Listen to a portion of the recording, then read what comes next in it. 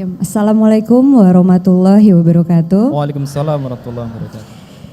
Ya, jadi alhamdulillah momentumnya itu terjadi pada tahun 2015, tepatnya bulan Januari tanggal 8. Pada saat itu bulan Desember, pada saat itu aku umroh. Pada saat saya umroh, pada saat umroh, terus saya pikir, kok alhamdulillah Allah udah kasih saya rezeki yang Masya Allah, alhamdulillah sekali. Dengan umur saya yang berapa ya, Ma? Waktu itu? 25, umur yang ke-25, alhamdulillah Allah kasih rezeki kesehatan, Allah kasih rezeki pekerjaan yang Masya Allah, Allah kasih rezeki materi yang alhamdulillah, pokoknya semuanya Masya Allah. Akhirnya pada saat itu tuh umroh, terus saya mikir, oh iya ya, ini kan perjalanan umroh bukan yang pertama, alhamdulillah. Perjalanan umroh yang kesekian. Tapi kok gini-gini aja ya hidupnya, maksudnya kayak kok abis pulang umroh masih tetap rambut kelihatan, abis pulang umroh masih tetap pakai bajunya yang kebuka gitu, kayak kenapa ya kok saya seperti ini gitu. Saya pikir terus akhirnya pada saat itu ada salah satu ustadz pembimbing umroh. Di sana saya suka sharing, suka ngobrol sama beliau, dan juga ada Ustadz Fatih Karim juga, kebetulan alhamdulillah. Di situ kita sharing, kita ngobrol semua. Terus ada yang bilang, Teteh tuh udah alhamdulillah ya, dia bilang, apa sih yang Teteh nggak punya? Apa sih yang Teteh mau gitu? Terus saya bilang, pokoknya saya maunya nikah Ustadz. Dulu tuh goalnya nikah aja. Pokoknya saya maunya nikah Ustadz gitu. Oh ya, terus abis nikah saya pengen punya anak, punya anaknya pengen 3 deh Ustadz. Abis itu saya pengen pakai jilbab baru. Oh gitu ya Teh, kata Ustadz. Iya, kok Teteh ngatur Tuhan sih? Emang Teteh tahu umurnya sampai kapan? Kalau misalnya ternyata nggak kesampaian, kalau ternyata Teteh keburu meninggal gimana? Waduh, di situ akhirnya saya pikir, iya juga ya, kok saya ngatur Tuhan ya. Terus akhirnya ada salah satu ustadz juga bilang, Teh kalau pakai hijab itu jangan dinanti-nanti, harus dari sekarang. Saya lupa kata-katanya, pokoknya intinya poinnya seperti itu, kayak kalau pakai hijab itu jangan dinanti-nanti. Terus mau tunggu apa lagi sih? Oh enggak ustadz, saya nggak mau pakai hijab sekarang. Saya belum mau ustadz, saya masih ada pekerjaan, film saya masih ada, saya belum mau pakai hijab. Pokoknya saya pengen nikah dulu. Habis nikah, insya Allah saya mau pakai hijab nanti. Itu udah tuh hari pertama, hari kedua. Pada saat itu saya umrohnya berdua sama kakak perempuan sama Teteh. Hari kedua umroh, hari ketiga masih menjalaninya seperti biasa, ibadah. Terus saya nggak tahu kenapa tiba-tiba pada saat lagi sholat, bener-bener lagi sholat, saya mikir, saya keinget, sebenarnya sih masih kayak keinget omongan Ustadz yang tadi kan, iya ya, kok berani sih Bel ngatur Tuhan, kok berani sih ngatur Allah, kan kita hanya manusia, kenapa Allah diatur. Akhirnya aku pikir, oh iya ya Masya Allah, kok aku sangat egois sekali ya. Kenapa ya sangat egois? Kok mau ya pada saat itu, selama syuting, selama pekerjaan di entertainment, kok saya mau ya nurut sama sutradara. Sutradara bilang, Bella kamu harus turunin berat badan. Waduh Masya Allah, mati-matian diet sampai kurus, syuting oke, senang. Bella kamu harus naikin berat badan. Semua yang sutradara minta semua saya ikutin. Bella harus potong rambut, saya ikutin potong rambut pendek. Bella harus ini, semua saya ikutin. Karena saya pikir karir itu nomor 1, alhamdulillah dengan karir saya bisa mendapatkan uang, saya bisa membantu keluarga, bisa ngelakuin semuanya. Jadi pokoknya karir nomor 1.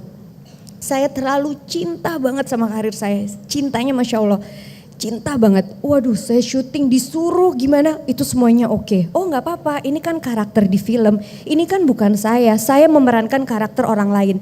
Itu dulu pemikirannya seperti itu. Akhirnya pada saat kalau nggak salah lupa di mana tepatnya, pokoknya masih pada saat umroh. Terus akhirnya pikir lagi, oh iya ya, kok mau ya diatur sama sutradara, kok mau ya disuruh-suruh ini, harus ini, kok mau ya. Tapi kenapa gak mau ya diatur sama Islam, sama agama yang sudah aku anut, kok gak mau ya. Terus aku mikir kenapa ya, itu udah pemikiran, itu pergejolakan banget, itu mikir, oh iya terus aku juga tahu bahwa di Al-Quran memang wanita itu wajib memakai hijab gitu. Tapi kenapa ya hal itu tuh gak diambil gitu, kenapa hal itu gak aku lakuin. Terus akhirnya aku mikir lagi, oh kenapa kalau sutradara yang minta semuanya aku ikutin. Itu masih biasa, masih menjalani biasa. Akhirnya sempat ngobrol lagi sama Ustadz bilang kayak Teteh harus lebih bersyukur, dia bilang. Allah itu sayang sama Teteh, kata Ustadz. Karena Allah itu udah ngasih semuanya yang Teteh minta. Pekerjaan, kesehatan, semuanya. Allah cuma minta satu, cuma minta taat, cuma minta mengikuti perintahnya, mengikuti aturannya, menjalankan semua ajarannya. Kenapa sih susah? Terus akhirnya aku pikir, iya ya kenapa susah gitu. Dan alhamdulillah pada saat lagi mau hari terakhir sebelum pulang ke Jakarta, akhirnya WhatsApp ada asisten yang selalu nemenin, saya WhatsApp, Karita tolong beliin hijab, tolong beliin baju daleman ciput semua. Hah, Masya Allah kakak, dia bilang gitu. Udah, terus akhirnya pas di pesawat, terus ngomong sama Teteh sama kakak, karena kan duduknya berdua. Teh, pokoknya Teh, insya Allah kalau sampai landing nih, Bella insya Allah nggak akan lepas hijab Bella ini. Karena akhirnya Bella pikir kayak, kita nggak ada yang tahu umur sampai kapan. Dan aku mikir, aku terlalu banyak banget dosa yang aku lakukan gitu. Dan aku terlalu banget menuruti apa yang orang minta. Sutradara contohnya, produser contohnya. Selalu aku mengikuti apa yang hanya yang manusia minta selalu aku ikutin. Ini Sang Maha Pencipta minta tapi nggak aku ikutin gitu kan. Dan akhirnya oke, bismillah, insya Allah bismillah, pulang gak akan lepas hijab, insya Allah udah bismillah, mau kerjaan mau apapun itu udah selesai. Dan alhamdulillah pada saat itu tuh tahun kelima kontrak habis sama manajemen. Akhirnya landing, dijemput sama mama, terus ke tempat baju muslim, cari hijab, cari baju muslim, besoknya itu syuting salah satu program Trans TV, BBB Story. Terus mereka kayak, oh, Bel ya ampun Bel, jangan Bel, sayang rambutnya ininya, semua banyak yang gitu. Ada beberapa orang. Terus akhirnya aku tetap nggak dengar kayak, ya nih alhamdulillah panggilan gitu, nggak digubris. Terus akhirnya pada saat itu ketemu sama manajemen, akhirnya aku keluar dari manajemen, nggak kontrak lagi. Akhirnya aku bilang maaf, aku nggak bisa. Dan pada saat itu ada salah satu iklan shampoo, harus ketemu sama kliennya, harus ada iklan shampoo.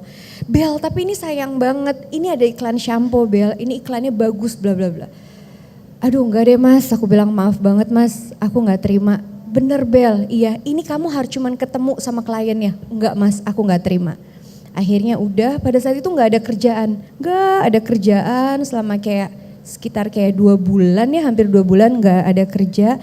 Tapi bener-bener ikhlas, tenang, yang kayak oh ya udah alhamdulillah. Pada saat nggak ada kerjaan, akhirnya aku bikin mukena, jualan mukena, yang jahit mukenanya mama jahit mukena sendiri, jualan mukena, itu udah alhamdulillah. Tiba-tiba itu bulan Januari pakai hijab, terus sekitar bulan Maret atau April, alhamdulillah ada iklan shampoo hijab. Itu nawarin iklan, terus dari situ aku pikir kayak ya Allah, ternyata di saat kita ikhlas, di saat kita benar-benar pasrah, di saat kita benar-benar semuanya lillahi ta'ala, biar Allah yang mengatur semuanya, ternyata apa yang Allah atur itu jauh lebih indah daripada kita yang atur. Karena aku ngerasa dulu aku terlalu banyak ngatur Allah, aku terlalu banyak maunya, aku terlalu egois, akhirnya sekarang karena mulai ikhlasin sama Allah. Ya udahlah, Bismillah, pasrahin semuanya. Dari sempet yang sampai nggak ada pekerjaan, semua aku ikhlasin, pasrahin sama Allah. Tapi ternyata alhamdulillah Allah benar-benar menggantikan pekerjaan yang luar biasa, yang masya Allah banget. Bulan Januari aku tolak satu kerjaan yang iklan shampoo, bulan Maret aku dapat iklan shampoo tapi yang untuk berhijab. Setelah itu masya Allah, alhamdulillah. Dan sekarang benar-benar semoga semakin dekat sama Allah, amin. Semoga semakin istiqomah, amin. Sekarang lebih yang kayak setiap produser atau sutradara menawarkan film, justru aku yang bukannya aku sombong, tapi aku yang lebih kayak mengatur mereka, dalam arti aturan aku adalah udah nggak bisa ini bersentuhan, ini, aturannya seperti itu. Kalau produser mau ya alhamdulillah, kalau produser nggak mau ya udah alhamdulillah juga, nggak apa-apa gitu. Jadi ya tahu tentang beliau ya. lebih Baik.